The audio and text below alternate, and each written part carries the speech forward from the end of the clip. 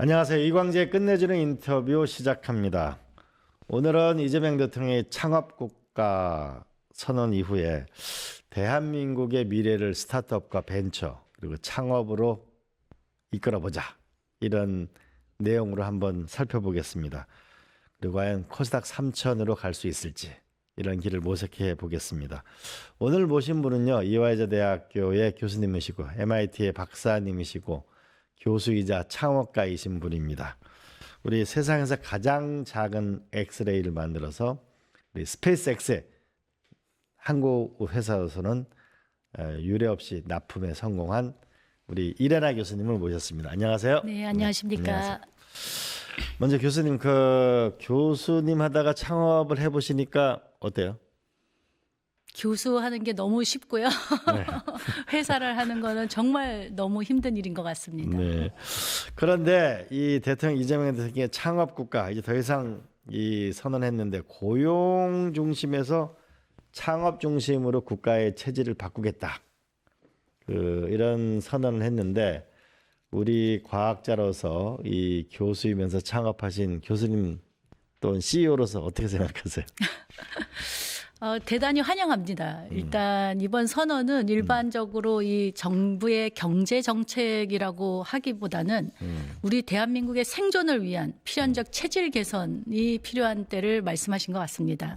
이제 대한민국은 타인이 만든 일자리에 직접 본인이 일을 하는 게 중요한 게 아니고 스스로 자기가 개척한 스스로 자기가 시장과 가치를 창출하는 퍼스트 무버 무대로 진입을 해야 될 거라고 생각을 합니다. 그래서 과거에는 일자리 개수가 몇 개냐 하는 이 고용 창출을 중요시 여겼다면 이제는 어떻게 경제를 발전시켜서 우리나라 국민 개개인이 정말 자기가 하고 싶은 일을 하면서 풍요로운 삶을 살 수 있게 하는가가 핵심인 것 같습니다.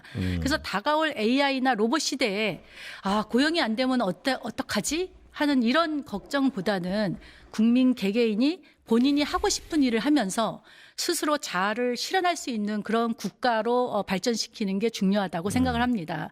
그 자원부국인 우리 사우디아라비아 같은 경우에는요, 모든 국민들이 생계 걱정 없이 각자의 삶에 충실하고 있다고 합니다. 네. 근데 자원이 없는 우리나라 같은 경우에는 그냥 아무것도 안 하고는 그런 삶을 살 수가 없을 거라고 생각을 하는데, 우리나라의 그 국민성과 명석한 아이디어로 새로운 어떤 혁신적인 아이디어를 내고 그거를 창업을 통해서 실현해서 글로벌 시대로 나가게 된다 그러면 우리나라도, 자원이 없는 우리나라도 사우디아라비아와 같이 모든 국민이 하고 싶은 일을 하면서 풍요로운 삶을 살 수 있을 거라고 생각합니다.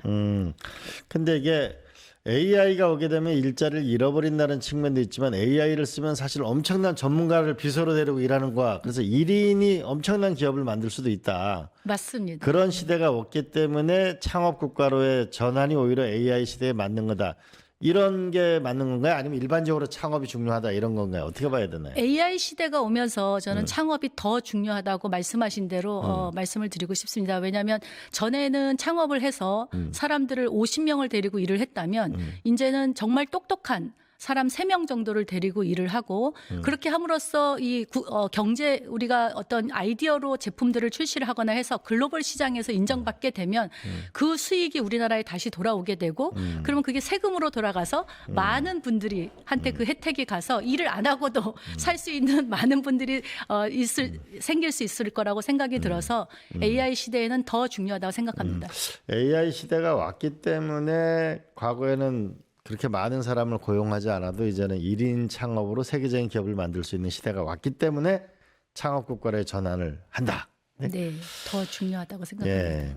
근데 코스닥 3천, 저는 이제 이게 코스피 5천은 갔는데 저는 더 갈 거라고 보는데, 결국 이게 낙수 효과가 있고 중소기업이 잘 돼야 결국 이제 새로운 수많은 혁신이 일어날 텐데, 코스닥 3천 이렇게 되려면 교수님이 창업하는 레메디 같은 회사가 많아져야 될 텐데, 지금 기술 상장 환경은 어때요? 일단 그 상장을 하는 트랙은 두 가지가 있습니다. 그 매출 상장과 기술 상장. 매출 이렇게 있는데요. 상장과 기술 상장. 예. 네. 매출 상장을 이제 심사하기는 의외로 좀 명확합니다. 왜냐하면 매출이 있고 내부 통제적으로 문제가 없으면 상장해주기가 쉽지 않습니까? 그쵸. 예. 근데 기술 상장은 이 기술을 평가를 해야 되는데 이 기술이라는 게 저 같은 경우도 거의 대부분 사람들이 30년을 넘게 한 분야를 깊숙이 파서 본인의 기술을 축적을 했는데 그 기술을 과연 누가 정말 잘 평가를 할 수 있을까요? 사실 쉽지 않은 일이라고 생각을 합니다. 그래서 그럼에도 불구하고 이 거래소에서는 기술 평가를 하는 그런 시스템을 만들었는데 아직까지 그 시스템이 정말 그 기술을 깊이 있게 평가할 수 있는 그런 시스템으로는 조금 부족하다는 생각이 듭니다. 그래서 이 기술을 먼저 평가를 할 때 정말 많은 전문가들이 모여서 좀 토론을 하고 시간을 넉넉히 가지고 이 기술을 평가할 수 있는 그런 체계가 좀 구축이 되었으면 하는 첫 번째 바람입니다. 그다음에 두 번째 이슈는 이제 기술이 평가가 정말 잘 되어서 그 기술성 평가를 통과하고 난다 그러면 그다음 2단계로 평가해야 될 것들이 내부 통제보다는 이 기술을 가지고 정말 매출을 올릴 수 있을 건가를 평가하는 기준인데요. 그 평가하는 기준도 각 분야마다 조금 다르게 기준 잣대가 되어야 될 것으로 생각이 듭니다. 예를 들면 바이오 기업일 경우에는 대부분의 이 기술을 가지고 제품까지 아니면 약을 만들어서 파는 단계까지 가기가 굉장히 어렵습니다. 그렇죠. 그래서 이제 기술을 가지고 있는 이런 바이오 기업들은 본인들이 직접 약을 만들어서 판매하기보다는 기술 이전을 통해서 글로벌 기업들의 기술 2상, 이전을 3상 통해서 비용이 워낙 비싸니까. 예. 통해서 이제 매출을 얻게 되는데 사실은 상장 가서 이 기술이 실질적으로 약으로 판매가 돼가지고 글로벌 기업들이 3상 성공을 했다 하더라도 그게 약으로 개발이 돼서 실제 판매가 되려고 그러면 최소 10년이 걸립니다. 예. 그래서 이런 바이오 기업들이 바로 상장 가서 바로 매출을 낼 수 있을 거라고 생각을 하면 절대 안 되고요. 그 처음에 이제 기술 이전을 해서 많은 매출을 올렸다 하더라도 그건 일시적인 매출이고 그 매출을 기반으로 해서 그 실제로 제품이 돼서 판매될 때까지 오랜 시간을 좀 기다려야 되기 때문에 그런 기술들은 좀 기다림을 가지고 좀 상장을 가더라도 계속해서 지원을 해 주셔야 될 것 같고요. 그다음에 저희와 같은 그 제조업 같은 기업들은 오히려 기술이 개발이 되고 이거를 갖다 제품화 하는데 상대적으로 작은 시간이 듭니다. 그래서 이런 제품들 경우에는 갑자기 매출이 확 늘어난 거를 본다기보다는 정말 얼마나 많은 지역에 한 개라도 많이 팔렸느냐. 그래서 그것들이 그러면 시간이 가면 한 개라도 많이 팔렸으면 10개가 한 군데 팔린 것보다는 한 개씩 10군데 팔린 게 성장할 수 있는 가능성이 훨씬 크거든요. 그래서 잠재 성장성이 있는 거죠. 맞습니다. 그래서 그런 식으로 이렇게 평가하는 기준을 조금 바꾸어서 그 평가를 하면은 오히려 좀 기술 기업들이 잘 성장할 수 있게 지원을 할 수 있을 것 같고요. 거기다가 제가 보면 이 기술이 워낙 어렵지 않습니까? 그렇죠. 그래서 오늘 제가 이렇게 이제 여기 나오게 된 것도 굉장히 영광으로 생각을 하는데 이런 기술들을 좀 국민들한테 상장 가기 전에라도 좀 많이 제대로 알리는 그런 일들을 해 주셔야 정부든지 아니면 하여튼 일반 아날리스트든지 해 주셔야 국민들이 사실은 이 기술이 정말 좋은 기술이라고 인정을 하고 판단이 돼야 투자가 또 많이 될 거라고 생각을 합니다. 그래서 기술 기업들은 좀 기업을 알리는데 조금 좀 약한 면이 있는데 이런 프로를 통해서 좀 많이 알려주시면 또 많은 도움이 될 것 같습니다. 그래서 정량 이런 거니까 그 우리가 그러니까 매출 상장하고 기술 상장이 있다. 매출 상장은 뭐 매출 이익 보면 되는데 기술 상장 부분이 있는데 이게 성공하려면 기술 자체를 깊이 있게 평가할 수 있는 거 하나의 루트. 그다음에 과연 이 기술을 가지고 과연 제품이어서 시장에 성공할 수 있는가라는 그 메커니즘에 대한 평가. 네. 또 거기서도 일반 제조업과 바이오를 좀 업태로 봐서는 구분할 필요가 있겠다. 바이오 같은 경우에는 3상이 되더라도 그 신약까지 가려면 굉장한 시간이 걸리니까 이렇게 말씀하시는 거죠. 맞습니다. 그러면 그 바이오 회사 같은 경우에는 막 시가총액은 엄청 높은데 뭐 이익이 거의 안 나잖아요. 그런 기업이 많잖아요. 네. 또 이익이 나면 한꺼번에 어마어마한 이익이 나는데 그런 부분까지를 잘 고려하자 이런 말씀이네, 그죠? 네. 근데 알겠습니다. 어쨌든 간에 바이오 기업들은 한 번에 어마어마한 또 이익이 났다 하더라도 그게 우리가 제품을 만들어서 판매하기 전까지는 그게 꾸준히 계속 그게 이어지기는 좀 어렵기 때문에 기다려 주셔야 된다는 걸 알고 계셔야 된다는 말씀을 드리고 싶습니다. 투자에 유의하시다 이런 거네. 자, 교수이자 과학자인데 상당히 이게 이제 이화여대 교수면은 안정적인 삶을 사실 수 있었는데 왜 이런 창업에 이렇게 뛰어드시게 된 거예요? 정말 저는 교수로서 진짜 연구하고 논문 내고 특허 내는 그런 삶에 굉장히 보람도 느꼈고 진짜 행복한 시간을 보냈었습니다. 네. 근데 이제 하지만 이런 연구를 하고 논문을 내고 특허를 내면서 마음 한구석에는 좀 약간의 부채의식이 남아 있었습니다. 어떤 왜냐하면 부채의식이요? 우리는 이제 교수다 보니까 연구를 하려면 연구비를 국가로부터 국가로부터 받아야 됩니다. 네. 그리고 이제 그 국가로부터 받을 때 연구 계획서를 쓰는데 네. 그 계획서에 항상 기대 효과라는 란이 있습니다. 거기에 이 기술을 개발해서 국가의 경제 발전에 이바지하겠다. 국가 이렇게 연구비를 받아서 국가 경제에 이바지한다. 예. 그렇게 맨날 쓰긴 하는데 사실은 논문이나 특허 발표로는 국가의 경제 발전에 이바지할 수 없다는 거를 너무나 잘 알고 있습니다. 그래서 저희가 이제 왜 이바지할 수 없어요? 기술만 가지고는 뭔가를 팔아야 뭔가 돌아오지 않습니까?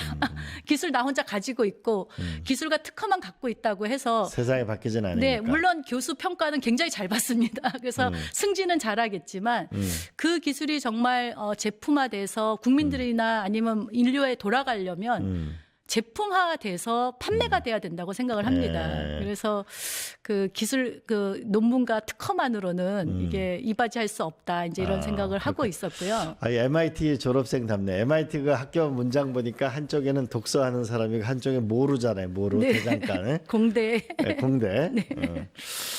결국은 연구비를 받았는데 이거를 좀 국가 경제에 이바지하는 걸 항상 써내니까 기대 효과를 약속을 지키기 위해서 창업을 하신 거네. 약간 그런 면이 있습니다. 그런데 그것만으로는 사실은 창업을 하기는 사실은 어려웠고요. 그러던 와중에 이제 정부에서 교수 창업, 기술 창업을 굉장히 장려했었습니다. 맞아요. 예. 그래서 그런 이제 정부의 정책에 또 힘입어서 두 가지가 다 이제 푸시를 하기 때문에 어쩔 수 없이 이제 창업을 책임감으로 하게 되었습니다. 그런 면에서 이번에 창업 국가를 선언하시고 정부에서 창업하는 걸 지원해 주신다고 하는 그런 정책은 정말 가만히 있던 많은 사람들이 생각만 하고 있던 사람들이 실질적으로 액션을 할 수 있게 하는 그런 좋은 정책이라고 생각을 합니다. 교수님은 보니까 그 원자력 이거를 전공하신 거죠, 네. 그죠? 그러면은 원자력을 전공하셔서 회사 이름이 레메디인가 그렇던데 엑스레이 기술은 이게 오래된 몇백 년, 한 100년 이상 된 렌트겐인가? 네, 맞습니다. 네, 거기 옛날 과학책에서 배운 거. 생각인데, 근데 이 회사가 어떻게 혁신 기업으로 선정이 된 거죠?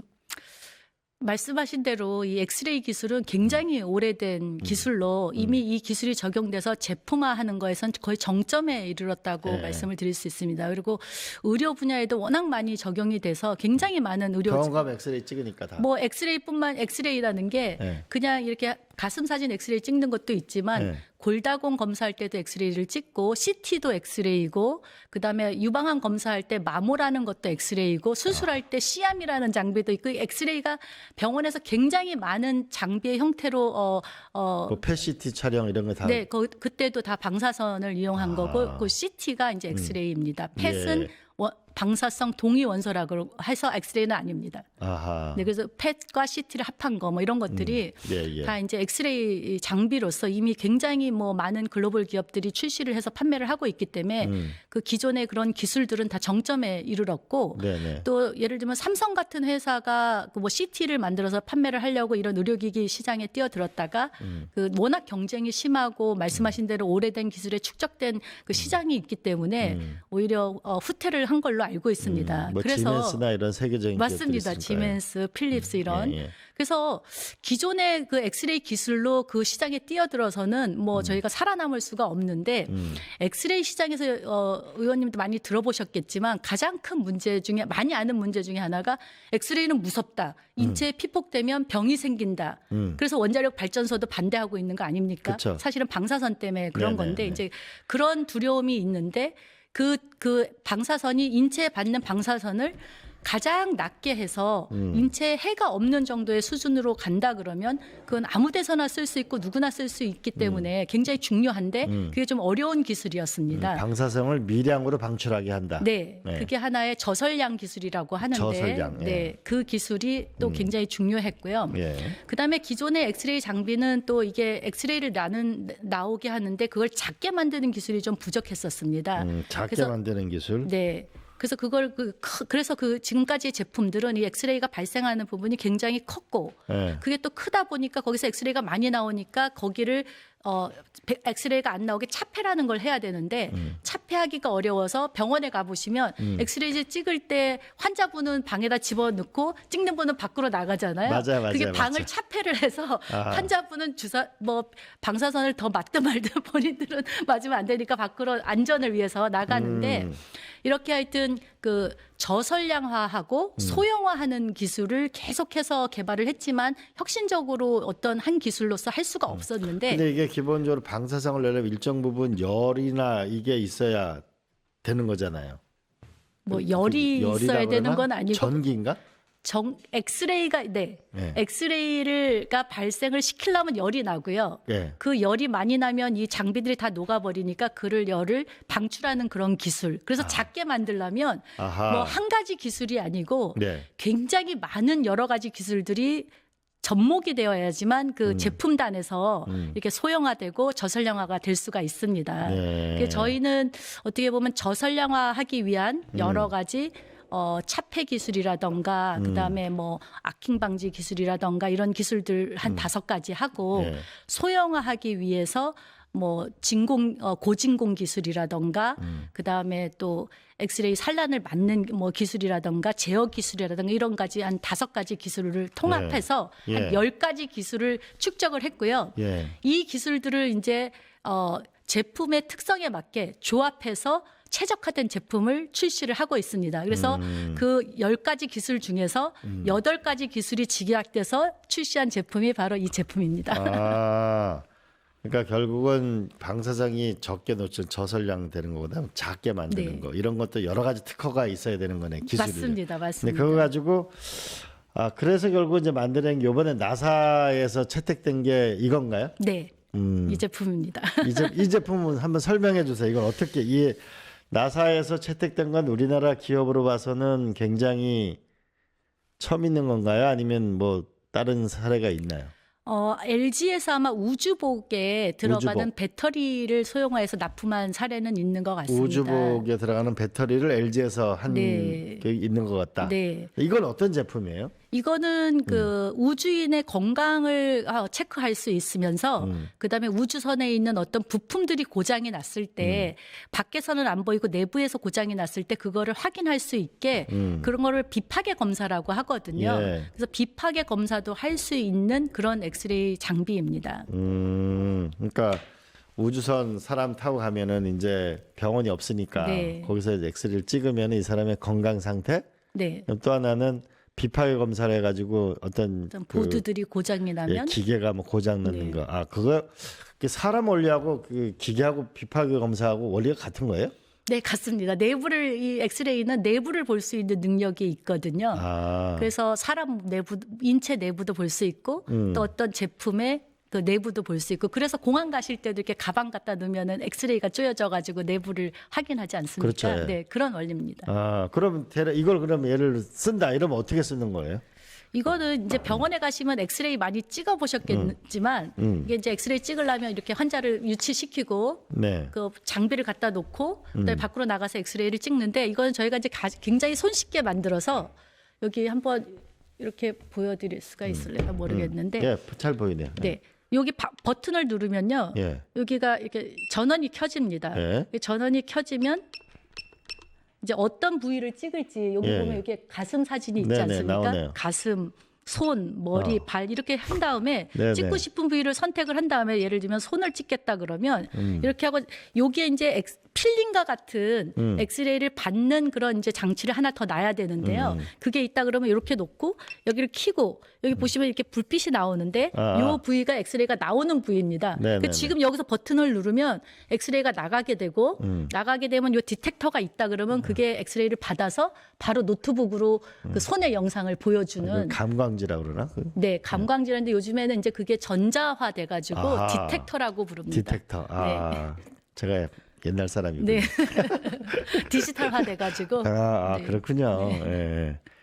디지털 라인이 그냥 찍으면 그게 이제 일종의 데이터가 전송되고 바로 그걸 또 핸드폰이나 AI로 인식하고 이럴 수 있겠네요. AI로 인식을 하면 이제 스크리닝도 네네. 할 수가 있습니다. 질병들을. 예. 네. 우리 초등학교 다닐 때 전부 저기 엑스레이 기계 학교에 가져오면 전부 우리가 폐결핵 결핵 사진 다 찍고 줄 서가지고 이런 적이 있었는데 맞습니다. 그런데 이렇게 이게 소형화해도 이게 성능에는 문제가 없는 거예요?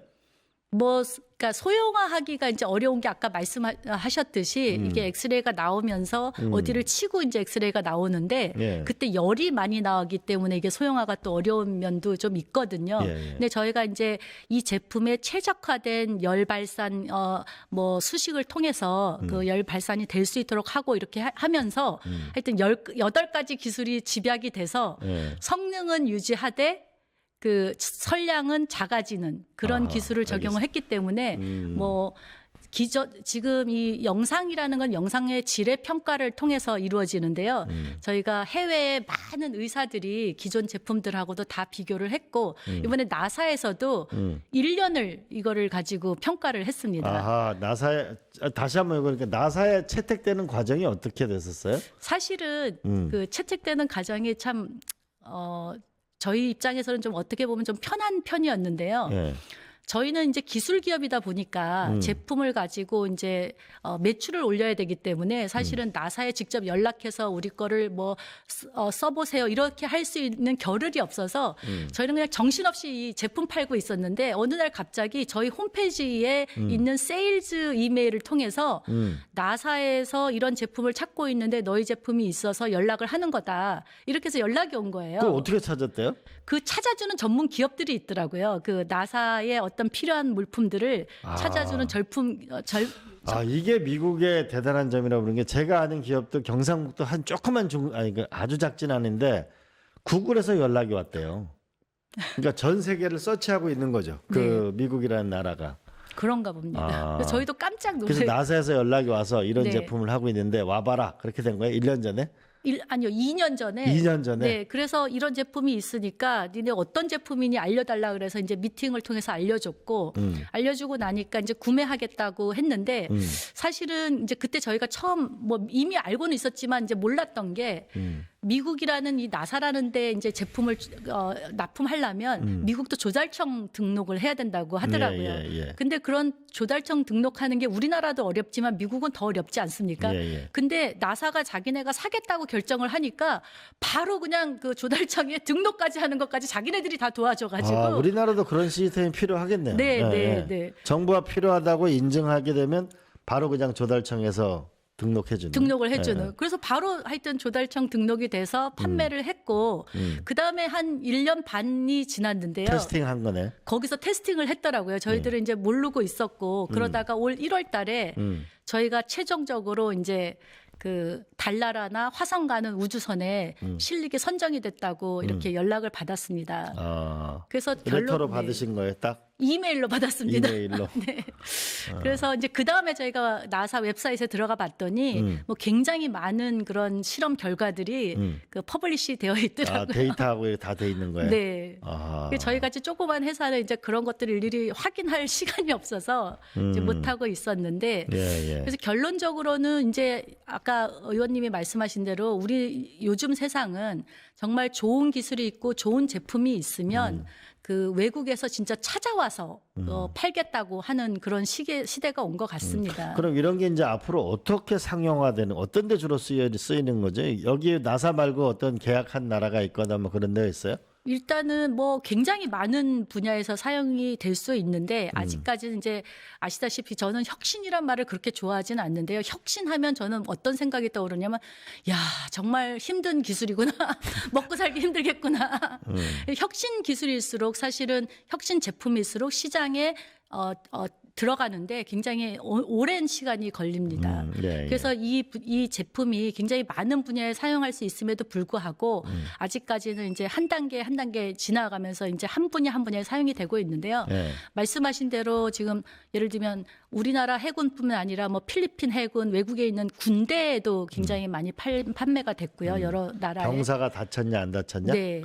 그다음에 이제 비파게? 그 해군 같은 경우에 네. 배에다 실어가지고 네. 이제 갖고 있으면서 환자가 예를 들면 제일 큰 게 여러분들 그 기침하고 이러면 이제 제일 겁나는 병이 폐렴이거든요. 그렇죠. 근데 폐렴은 엑스레이를 찍어서 폐렴 증세가 있으면 바로 항생제 주면 낫는 병인데 네. 이제 대부분의 엑스레이를 찍으려면 배에서 없으니까 그런 것들을 못 찍고 그러면 네. 항생제를 맘대로 줄 수도 없잖아요. 아, 그런데 많은 이런- 분들이 연세 드시면 돌아갈 때 폐렴으로 들어가잖아요. 네. 예. 그게 문제가 엑스레이 찍으러 병원 가기가 힘들어지다 보니까 집에서 이제 아유 괜찮아지겠지 하고 이제 감기약만 먹다가 갑자기 악화되면 이제 돌아가시게 되는데 그럴 때 이제 이거 가져가서 찍어서 폐렴이면 항생제만 드리면 되니까 이제 아하. 그런 쪽에도 사용이 될 수 있고요. 그러면 이 보통 가난한 나라나 저개발 국가 같은 데가 이 폐렴이 많잖아요. 북한도 많고. 거기는 이제 감염병, 감염병. 폐렴, 폐렴. 아니 폐결핵. 폐결핵. 네. 그 아까 이제 의원님 어렸을 때 학교 갔을 때 이렇게 가슴 사진 찍어가지고 뭐 약 먹고 하는 거를 폐결핵. 그게 폐결핵입니다. 예, 그래서 예. 이 폐결핵은 사실은 저도 10살 때 결핵이 걸렸었어요. 예, 예. 근데 그 결핵인 걸 아는 게 학교에서 그 엑스레이 찍어가지고 알았거든요. 그래서 약을 먹고 지금 살아남아가지고 이렇게 하는데 그래서 결핵이 지금도 전 세계적으로 문제가 될 거라고 생각을 못했는데 요번에 이제 이 제품을 팔면서 보다 보니까 아직도 많은 인류의 많은 사람들이 결핵으로 해서 사망을 하더라고요. 아, 그래요? 근데 예. 이 결핵은 스크리닝해서 약만 먹으면 살 수 있는 질병이거든요. 아. 그럼에도 불구하고 스크리닝이 안 돼서 사망하는 인구가 굉장히 많습니다. 그럼 이게 쉽게 휴대하면서 예를 들어 뭐 좀 어려운 나라 같은 경우에는 그 마을별로 가가지고 계속 맞습니다. 촬영해가지고 하면 결핵 여부를 그 데이터를 보내고 그러면 발견되면 약 먹고 이러면 되는 거네요, 그죠? 맞습니다. 그럼 인도나 뭐 이런 나라들이 이제 나중에 이제 북한 같은 데도 도와 ODA 이런 거 많이 가난한 나라 해주면 도움이 많이 되겠는데 아프리카나 이런데? 네, 맞습니다. 네. 그 지금 뭐 인도가 지금 제일 그 결핵이 많은 국가 중에 하나고 아, 그래요?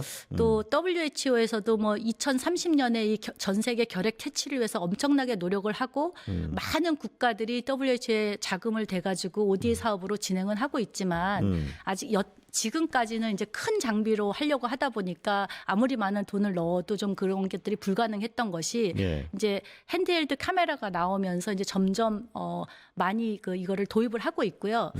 올해 작년에 인도 같은 경우에는 이제 정부에서 그 결핵 퇴치를 위해서 이 제품을 1,500대를 입찰을 했었습니다. 아, 1,500대 인도에서 네. 예, 결핵 퇴치로. 네. 예. 그래서 이제 저희께 낙찰을 받아서 지금 현재 1,000대가 설치가 되어 있고요. 아, 그래요? 네. 그러면 인도 같은 나라는 몇만 대도 팔 수 있겠네. 네, 거기는 진짜 지금 이제 뭐 얘기만 되는 이거를 진짜 하고 싶다는 주에서 뭐 얘기하는 게 2,000대 사겠다, 3,000대 사겠다, 5,000대 사겠다 얘기들을 하는데 아직까지도 이제 여기 인도뿐만이 아니라 하여튼 다른 나라들도 굉장히 그런 요구가 많은데 지금 아직까지도 이제 자금에 아마 한계가 있다 보니까 마음껏 하지는 못하고 있는 것 같습니다. 거기다가 특히 이제 이번에 미국에서 USAID라고 해가지고 그쪽에 지원하던 자금을 지금 중단시켰거든요. 네. 그러다 보니까 이제 이런 쪽에 써야 될 자금 펀드들이 없다 보니까 사실은 조금 더 딜레이가 될 것으로 생각이 되는데 개인적으로는 저희 나라가 이제 어느 정도 잘 살게 됐고 이런 사원에서 좀 이런 쪽으로 좀 지원을 해서 결핵 퇴치에 좀 나서주면 국가의 위상이 굉장히 오를 것 같은 생각도 듭니다. 그리고 북한 같은 데도 필요하겠네요. 네, 그죠? 북한도 많이 필요합니다. 거기도 결핵이 많다고 합니다. 네.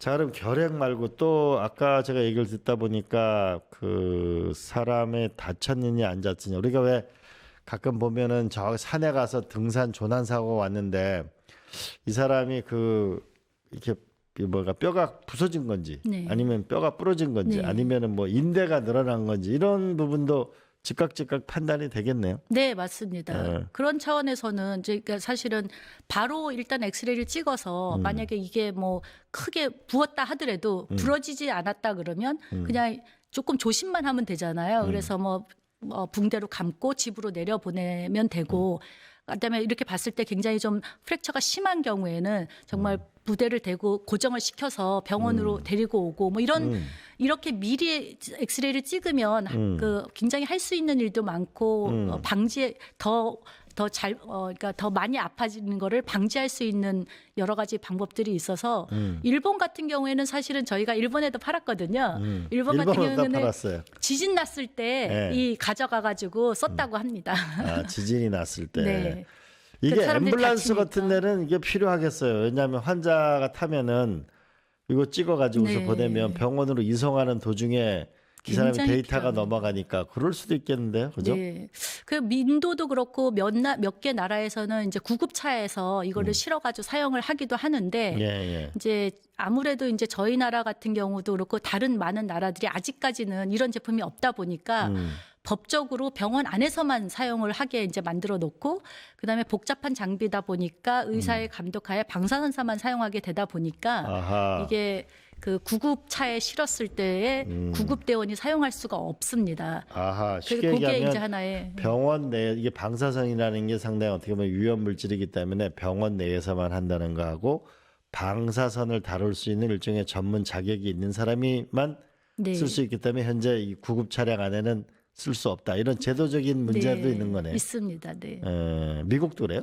미국도 지금은 그렇습니다. 아하. 근데 미국은 이제 의사가 없이 방사선사가 혼자 차에다 싣고 다니면서 촬영을 하고 그 촬영한 것을 보험회사에다 올리면 그 보험회사에서 바로 이 방사선사 분한테 그 보험금을 지급하는 그런 제도도 운영을 하고 있습니다. 아, 그래요? 네. 그럼 우리가 예를 들면 시골 같은데 연세 드신 분이나 뭐 경로당이나 이런데 그분들 촬영하고 이렇게 해가지고 다니면서 검진해가지고 하면은 미리미리 네. 그 좀 건강을 좀 도와드릴 수 있겠네, 그죠? 지금 하고 있는 시도 있습니다. 아, 그래 어디서 해요? 부산시하고 네. 서울시에서 이거를 싣고 다니면서 하고 있습니다. 아, 어떻게 해요? 그 이동 검진 버스에다가 아, 이동 검진 버스. 아, 이동 검진 버스가 있어요? 네. 거기다가 이제 옛날에는 그냥 일반 이동 검진 버스는 사용을 못 하고 예. 방사선 차폐가 되어 있는 방을 만들어서 이제 엑스레이를 넣어 가지고 갖고 다녔었는데 네, 네. 이제는 그런 게 필요 없다 보니까 그냥 일반 바로바로 쉽게 그냥 일반 검진 버스가 있으면 거기에 이제 차폐망만 갖다 놓으면 쓸 수 있게 됨으로써 아. 좀 여러 군데에서 운영은 하고 있는 걸로 알고 있습니다. 그거 괜찮겠는데요. 부산시는 그 써본 효과가 어떻대요? 죄송하지만 제가 그 효과는 아직까지 체크 못 해봤어요? 네, 듣지는 못했는데 네, 네. 사실은 인도 같은 데서 이제 고객들이 하는 그런 내용들을 딜러들이 저한테 이렇게 보내주는데 뭐 다들 그 반응은 굉장히 뜨겁습니다. 대부분의 얘기가 와우, 뭐 언빌리버블 이런 얘기들을 좀 많이 하거든요. 그래서 많이 도움이 된다고는 저희는 주로 이제 수출을 많이 하다 보니까 그런 얘기들을 외국에서 많이 듣고 있습니다. 네. 그럼 이제 나사에 이렇게 됐다는 거는 이제 곧 뉴스가 되겠네. 뉴스가 나왔나요? 아니면 우리가 먼저 지금 얘기하는 건가? 어떻게 되나요? 오늘 아침에 네. 그 MBC 뉴스에 나왔다고 들었습니다. 아, 오늘 아침 MBC 뉴스에. 아, 네. 우리가 좀 늦었구나. 네, 알겠습니다. 자, 이 교수 창업가로서의 길을 걷고 계시는데 야, 이런 제도가 개선되면 정말 이 창업국가의 길을 갈 수 있을 것 같다. 뭔가 이게 제도 개선이 이런 건 좀 됐으면 좋겠다. 이런 건 뭐가 있어요? 뭐 여러 가지 이제 창업 국가로 가기 위해서 뭐 제도 개선될 것들 많지만 그 교수로서 이제 한 가지 좀 개선되었으면 하고자 하는 바람은 이게 저희도 이제 창업을 할 때 이렇게 시간이 오래 걸릴 줄은 몰랐거든요. 그 뭐 10년이면 뭐 엄청난 그 매출을 통해서 좋은 기술이 있으니까 큰 부를 얻을 거라 생각을 했는데 실제 해보니까 기술을 기반으로 해서 창업을 하려면 굉장히 오래 최소 10년 걸립니다. 저도 벌써 14년 됐거든요. 네. 그런데 이제 우리나라에서 교수 창업을 할 경우에 초기에 창업을 하면 학교에서도 그렇고 정부에서도 그렇고 지원을 많이 해줍니다.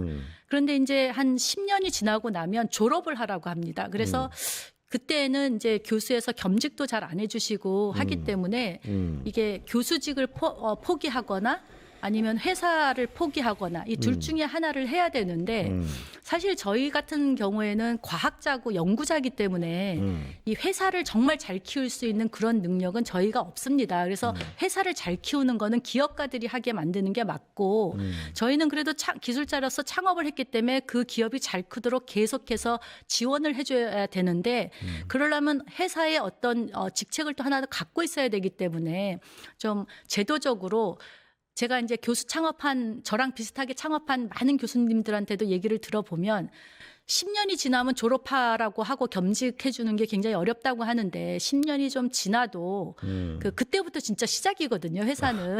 그래서 겸직을 좀 해주던가 이런 제도적으로 좀 계속 할 수 있는 그런 제도가 좀 있었으면 10년이라고 좋겠습니다. 이렇게 그냥 단정 적지 말고 그 진화 상태에 따라 가지고 하는 게 좋겠다 이런 말씀이네, 네. 그죠? 네. 예. 근데 이런 그 학교 창업 부분에서 이런 것도 있던데 학교 기업으로 해놓으면 10%인가 이 학교에 그 지분을 내놔야 되는 네, 네. 그런 게 있죠. 그거는 교수 창업을 하면 네. 기본적으로 다 학교에다가 처음 시작할 때 기부를 해야 됩니다. 10%? 뭐 5% 하기도 하고 10% 5% 하기도 하고. 10%. 네. 다른 나라 미국도 그래요?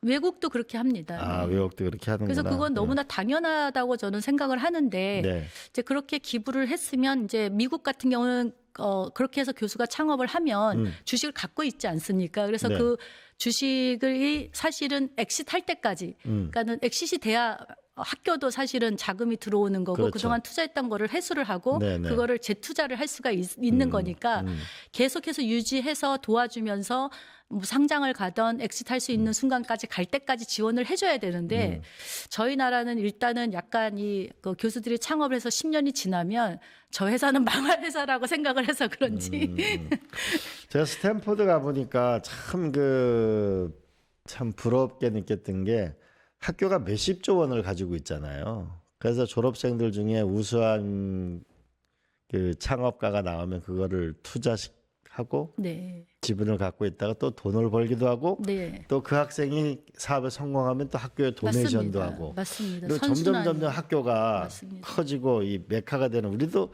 그런 세상이 와야만 맞습니다. 그죠? 예. 그런 세상이 와야 되는데 뭐 일단은 아직까지 그렇게 선순환을 한 그런 창업 기업이 별로 없었기 때문에 또 학교가 안 도와주는 것도 있고 뭐 닭이 먼저냐 달걀이 먼저냐의 문제인 것 같은데 예. 어쨌든 그렇게 돼야지만 진짜 서로 윈윈하는 그런 시대가 될 거라고 생각을 합니다.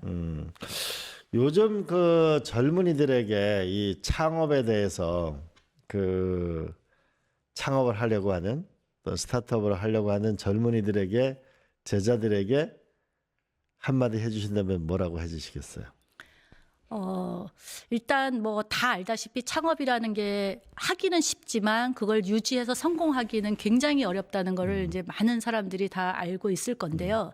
그럼에도 불구하고 젊은 사람들이 이런 창업을 한다는 것은 굉장히 좋은 경험을 하는 거거든요. 진짜 젊어서 하지 않으면 하기 어려운 그런 경험이기 때문에 저는 물론 힘들고 나중에 뭐 망할 수도 거의 뭐 99% 망한다고 합니다. 그래서 망할 수도 있지만 젊었을 때 시작을 하면 다시 시작할 수 있는 또 시간도 많이 있고 그다음에 망하는 것조차도 그게 굉장히 중요한 경험이기 때문에 본인이 어떤 분야에서 획기적인 아이디어가 있다고 한다 그러면 그거를 기반으로 해서 뭔가 창업을 해보는 게 굉장히 좋은 경험이라고 생각을 하고 근데 여기에 단 전제 조건이 정부에서 좀 이런 청년 창업을 할 때는 좀 묻지마식으로 좀 지원을 해줘서 본인이 갖고 있는 아이디어를 정말 가지고 뭔가 좀 실제 해보는 그 단계까지는 묻지마로 지원을 좀 해주는 전제가 된다고 하면 청년들이 많은 창업을 하는 게 좋을 것 같습니다. 근데 이제 많은 우리 벤처 사업가들 만나 보면은 미국에서는 실패가 경력이 되는데 우리는 실패하면은 신용불량자가 됩니다. 맞습니다. 그래서 이게 소위 2라운드로 도전할 수 있는 이 사회적 시스템이 있어야 된다 그러는데 미국은 어떻게 그 시스템이 돼 있는 거예요?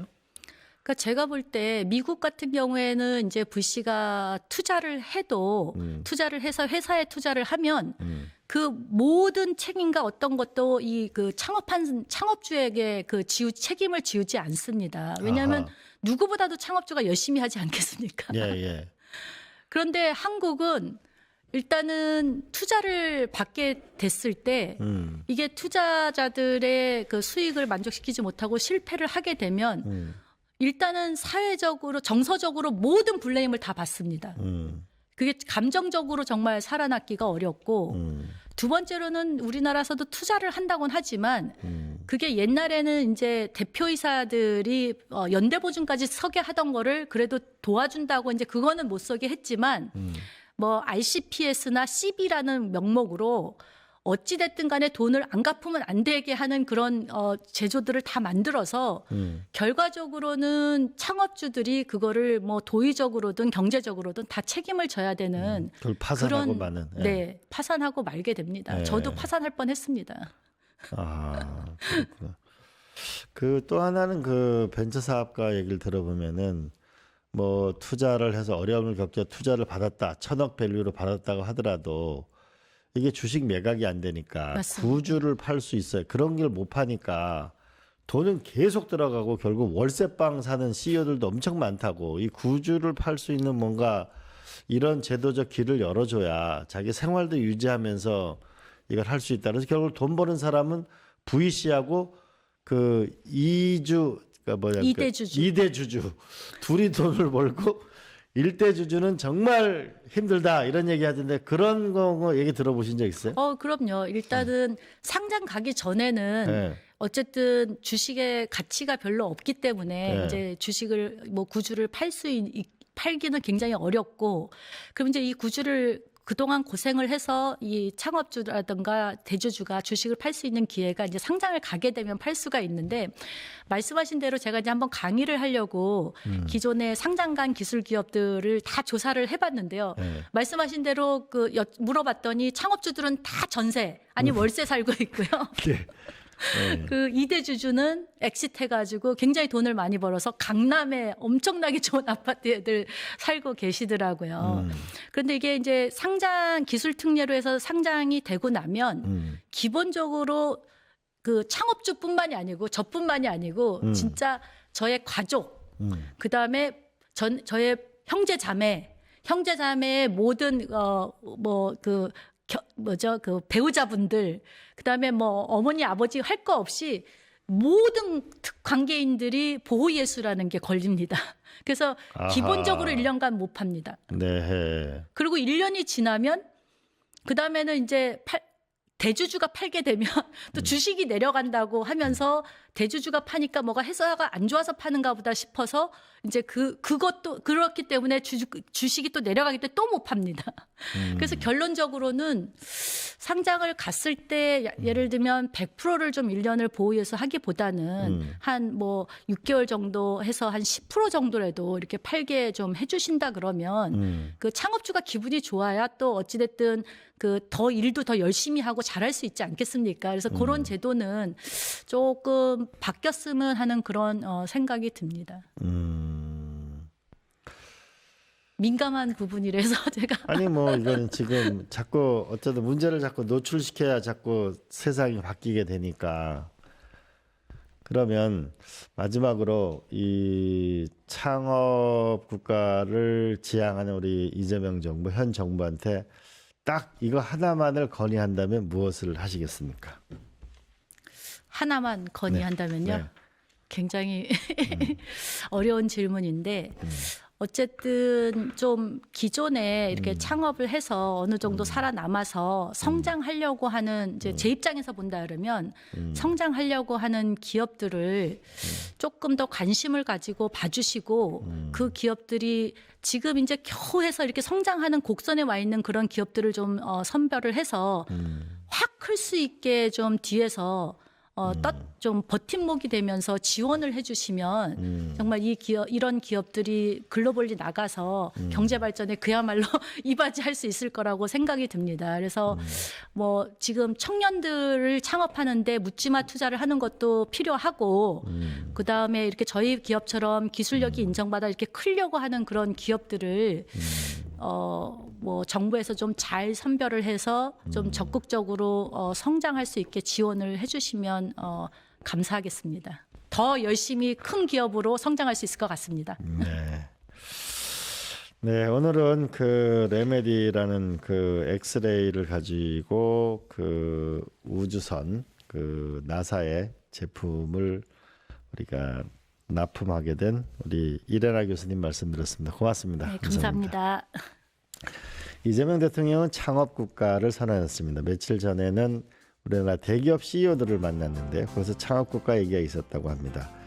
아마 삼성전자의 사내 벤처 출신이죠. 우리 네이버의 이혜진 대표, 카카오의 김범수 대표 모두 삼성의 사내 벤처 출신이었습니다. 우리나라 대기업도 사내 벤처를 활성화할 때 이 대기업과 스타트업이 함께 진화할 수 있을 거라고 생각합니다. 또 제가 중견기업을 만나보니까 이 벤처 스타트업도 중요하지만 1,000억 이상의 기업이 약 1,000개 정도 되는데 이 1,000개 정도의 기업이 1조씩 하면 1,000조가 나오지 않습니까? 그래서 중견 중소기업도 어떻게 하면은 더 진흥을 할 것인가, 거기에 스타트업들과 어떻게 결합할 것인가를 하게 되면 또 하나의 허리가 강한 나라가 될 거라는 거. 그다음에 세 번째로는 벤처 스타트업에서 가장 중요한 건 이들의 열정을 잃지 않게 만드는 것인데 결국은 이들의 능력만큼 평가를 받으려면 하나는 기술 평가를 제대로 해달라. 이제 기술 거래소를 꼭 만들어 달라. 그다음에 기술 탈취가 되지 않도록 해달라. 그리고 또 하나는 이 적어도 구주를 매각할 수 있게 하거나 최소한의 삶을 지킬 수 있도록 해줬으면 좋겠다는 얘기가 있었습니다. 이곳에게도 많은 이야기들이 있을 것입니다. 살아있는 이야기가 많을 것입니다. 우리는 이제 AI 시대가 왔기 때문에 두려움도 두려움이지만 또 한편으로 보면은 수많은 비서들을 데리고 전문가들을 데리고 기업을 할 수 있는 1인 위대한 기업의 시대를 만들 수 있는 시대가 왔습니다. 창업국가, 우리가 이걸 한번 도전해서 새로운 대한민국이 되었으면 좋겠습니다. 시청자 여러분, 오늘 여기까지 하겠습니다. 감사합니다. 저선량 소형 엑스레이 전문 기술기업 레메디의 제품이 미 항공우주국의 선택을 받았습니다.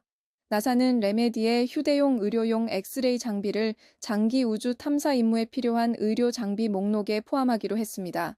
레메디의 휴대성과 사용 편의성, 기술력이 동시에 인정받은 것인데요. 해당 장비는 골절 충치 등 우주인 건강 관리와 우주복의 미세한 균열, 틈 등을 살펴보는 데 활용될 예정입니다.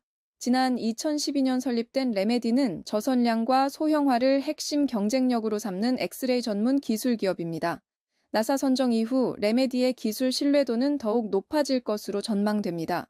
현재 레메디 제품은 전 세계 35개국에 공급되고 있고 매출의 약 80%가 해외에서 발생하고 있는데요. 이번 선정을 계기로 더 많은 수출이 가능할 것으로 회사는 내다보고 있습니다. 지난해 레메디의 연결 기준 매출액은 162억 원, 영업이익은 41억 원, 당기순이익 30억 원으로 집계됐습니다. 레메디는 이번 성과를 계기로 저선량 소형 엑스레이 보급 국가를 확대하고 올해 상장에 성공해 성장의 속도를 낸다는 방침입니다. 뉴스토마토 변소인입니다.